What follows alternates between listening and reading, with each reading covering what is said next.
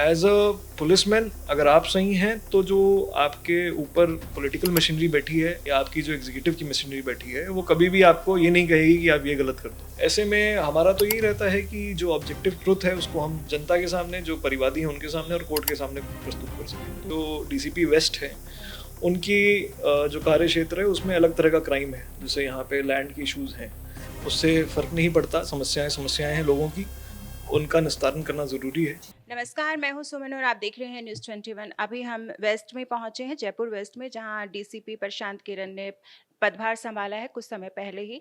जानते हैं उनसे कि क्या बदलाव रहेंगे कानून व्यवस्था के अंदर और जो नई नीतियां वो लेकर आ रहे हैं उनके बारे में एक संक्षेप में हम चर्चा करने जा रहे हैं। स्वागत है सर आपका। Thank you. सर, सबसे पहले तो मैं ये जानना चाहूंगी, आपने पुलिस विभाग में आना ही क्यों चुना? देखिए, पुलिस विभाग जो है वो जनता से जुड़ा हुआ है। तो अगर आप, कोई भी सिविल सर्वेंट होता है उसका जो प्राइमरी पर्पस होता है वो सर्विस होता है। And I don't think so, पिछले 3-4 सालों में जितनी भी मैंने नौकरी करी है, कि पुलिस से अच्छा कोई भी विभाग जनता से जुड़ाव रह के ये सर्विस प्रोवाइड कर सकता है। तो I think it's one of the best jobs out there. You get to do a lot of service, और उस हिसाब से मुझे लगता है कि अगर आप सही कर रहे हैं तो आपको अप्रिसिएशन भी मिलता है, आपको एक सेटिस्फैक्शन भी मिलती है। सर, इसके साथ मैं ये जानना चाहूँगी कि आप जैसे पुलिस का जॉब रहा है सर, ऑब्वियसली जो है पॉलिटिकल प्रेशर आ जाता है बहुत बार। तो जब ये पॉलिटिकल प्रेशर जब आपके ऊपर आता है किसी केस को लेकर, उसको कैसे हैंडल करते हैं? देखिए, ये जो पॉलिटिकल प्रेशर का है, we are all part of a system. जब मैं इस सिस्टम में नहीं था, जैसे मैं जब पहले बाहर था, तो ऐसा था कि मुझे भी ये चीज़ लगती थी कि पॉलिटिकल प्रेशर जो है वो बहुत ज़्यादा आता होगा और मतलब अनरीजनेबल डिमांड्स रहती होंगी। But I can assure you, in last 3 or 4 years of working, and this is my second SPship, कभी भी मुझे ऐसा नहीं लगा कि किसी भी पॉलिटिशियन की, कम से कम राजस्थान में, कोई अनरीजनेबल डिमांड आई। उनकी डिमांड्स जो होती हैं वो यही होती हैं कि भाई आप देख लो, इसको जो सही हो वो कर दो, और ऐसे डिमांड्स आनी भी चाहिए। वो जनता के रिप्रेजेंटेटिव हैं, और अगर उनके पास जनता जाती है और उनसे कुछ वो एक्सपेक्ट करती है तो हमारे को उनकी डिमांड्स कन्वे करते हैं। और एज अ पुलिसमैन अगर आप सही हैं तो जो आपके ऊपर पूरी पॉलिटिकल मशीनरी बैठी है या आपकी जो एग्जीक्यूटिव की मशीनरी बैठी है वो कभी भी आपको ये नहीं कहेगी कि आप ये गलत कर दो। ये ज़रूर है कि आप जब किसी भी सिचुएशन में रहते हैं तो you are dealing with different pressure groups, वो that's true for any civil servant. But उसमें भी मुझे नहीं लगता है कि आज के दिन राजस्थान जैसे स्टेट में, बाकी का तो मैं कह नहीं सकता, यहाँ पे कोई ऐसी समस्या आई हो मुझे कि मैं किसी भी ऐसे डिलेमा में पड़ गया हूँ कि नहीं यार ये तो मैंने सोचा नहीं था, अब इसको क्या करें। आई कैन मतलब कंप्लीटली अश्योर यू, ऐसा कोई अनरीजनेबल डिमांड्स नहीं आती।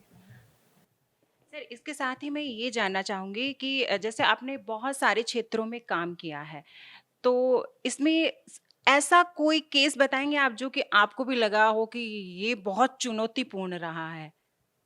देखिए, केसेस जो रहते हैं पुलिस के सामने कभी भी ब्लैक एंड वाइट नहीं आते हैं। हर केस में एक there is a shade of सच और झूठ के बीच में भी बहुत सारी चीज़ें आती हैं जो पुलिस को डील करनी पड़ती हैं। कई बार एक सिचुएशन ऐसी क्रिएट हो जाती है जहाँ पुलिस को पता होता है कि ये क्लियर कट केस है जिसमें फोरेंसिक एविडेंस आ रही है, बट जो सामने वाला परिवादी पक्ष होता है उनको किसी के द्वारा या किसी पक्ष के द्वारा ऐसा बता दिया जाता है। तो ऐसे कई केसेस आए हैं जहाँ पे जो फैमिली है, आपको पता है कि सच क्या है क्योंकि आप ऑब्जेक्टिवली सोच रहे हैं, आप उसकी जो वस्तु स्थिति है उस पर उस चीज़ को आकलन करके आप बता पा रहे हैं। बट उनके मन में क्योंकि उनका इमोशनल जुड़ाव रहता है, तो कई बार ऐसा देखने में आता है। जैसे एक केस मुझे ध्यान हो तो उसमें बड़ा ही विचित्र सी स्थिति बन गई थी, क्योंकि फोरेंसिक एविडेंस, मेडिकल एविडेंस सारी इस तरफ पॉइंट आउट कर रही थी कि ये केस था एक्सीडेंट का। और बट सामने वाले इस चीज़ को नहीं मान के, मतलब क्योंकि उस समय वो इमोशनल होते हैं, there is an emotional outburst, और उसमें कई लोग क्या होते हैं कि उस चीज़ को किसी कॉन्स्पिरेसी का वो देना, तो इस तरह के केसेस पुलिस के सामने आते रहते हैं। ऐसे में हमारा तो यही रहता है कि जो ऑब्जेक्टिव ट्रुथ है उसको हम जनता के सामने, जो परिवादी हैं उनके सामने और कोर्ट के सामने प्रस्तुत कर सकें। तो it's a part of our job. और कई बार ऐसे भी केसेस आते हैं जहाँ पे यू योरसेल्फ आर शॉक्ड कि ये कैसे हो सकता है। जैसे एक केस मुझे ध्यान है जहाँ पर एक व्यक्ति ने अपने दोस्त की हत्या कर दी थी, क्योंकि वो कर्जे में चला गया था और उसकी हत्या करके वो अ, खुद को मरा दिखाना चाहता था ताकि वो इंश्योरेंस की पैसे क्लेम कर सके। तो हमारी नौकरी में ऐसी बहुत सारी चीज़ें हैं जो ऐसी आती हैं और फिर मतलब we deal with it, it's part of our job. Sir last में मैं आपसे यही क्वेश्चन करना चाहूँगी कि अभी आपने कुछ समय पहले ही पदभार सँभाला है, तो यहाँ पे जो चैलेंजेस हैं ऑब्वियसली वो अलग होंगे। तो क्या नई नीतियाँ हैं, क्या रणनीति है यहाँ की समस्याओं को हैंडल करने के लिए? देखिए, एज अ एसपी और एज अ डीसीपी जब हम किसी भी जगह पे लगते हैं, एज अ मतलब any post holder, we are bound by a mandate of that particular seat कि हमारी कार्य क्षेत्र में हमारी ये रिस्पॉन्सिबिलिटीज़ हैं। But that responsibilities are also affected by the environment around it, कि हम किस इन्वायरमेंट में काम कर रहे हैं। जैसे पहले जहाँ मैं रहा हूँ वहाँ पे अलग अलग समस्याएं रही हैं। तो सही कहा आपने, जैसे जो डीसीपी वेस्ट है उनकी जो कार्य क्षेत्र है उसमें अलग तरह का क्राइम है। जैसे यहाँ पे लैंड की इश्यूज हैं, स्नैचिंग इज़ अ इशू जो कि पिछले 1-2 दिन में भी मेरे सामने आया है। फिर वाहन चोरी एक इशू हो गया जो यहाँ पर है। तो इन सारे इश्यूज को किस तरीके से डील करना है, उसके लिए हमें सबसे पहले ये समझना पड़ता है कि यहाँ की क्रिमिनल्स किस तरफ से डील करते हैं, किस तरीके से ऑपरेट करते हैं। तो उन पर स्टडी करके, उनके एरिया ऑफ ऑपरेशन को समझकर, उनके मॉडस ऑपरेंडाई को समझकर, और जो पुराने इस तरह के चालानशुदा हैं उनकी क्या गतिविधि चल रही है अभी, इन सबको देखते हुए अगले कुछ दिनों में रणनीति बनाकर इन पर प्रभावी कार्रवाई की जाएगी। और it's one of my priorities to make sure कि देखिए, कोई भी क्राइम बिल्कुल ज़ीरो नहीं किया जा सकता है। ये कहना बिल्कुल गलत है कि मैं यहाँ हूँ तो मैं सब खत्म करके चला जाऊँगा। बट मैं ये ज़रूर कह सकता हूँ कि इतनी डिफरेंस लाने की हम कोशिश करेंगे कि जनता को भी लगे कि हाँ, इस चीज़ में इतनी गिरावट आई है कि नोटिसेबल है कि हाँ, पहले ऐसा होता था, अब कम हो रहा है। तो हमारी तो कोशिश यही रहती है कि जहाँ पे भी जाएँ वहाँ पे पिछले वाले जो अच्छा काम करके जा रहे हैं उससे हम थोड़ा और बेहतर करके जाएँ, ताकि जो डायरेक्शन है वो पॉजिटिव साइड में चलती रहे। तो कोशिश करेंगे, देखते हैं कहाँ तक जनता का सहयोग मिलेगा तो और अच्छा कोशिश कर पाएंगे।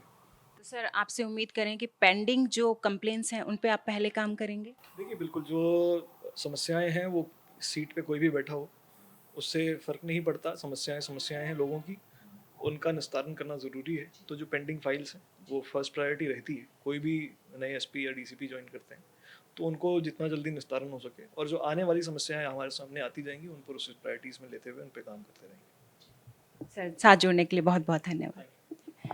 तो ये थे हमारे साथ वेस्ट डीसीपी प्रशांत किरण, जिनसे हमने जाना कि आगे की रणनीति क्या है, वो क्या नई नीतियाँ लेकर आए हैं, उनकी प्रायोरिटीज़ क्या है, इनके बारे में हमने उनसे एक संक्षेप में चर्चा की है। उम्मीद है आपको ये चर्चा पसंद आएगी। जय हिंद, जय भारत।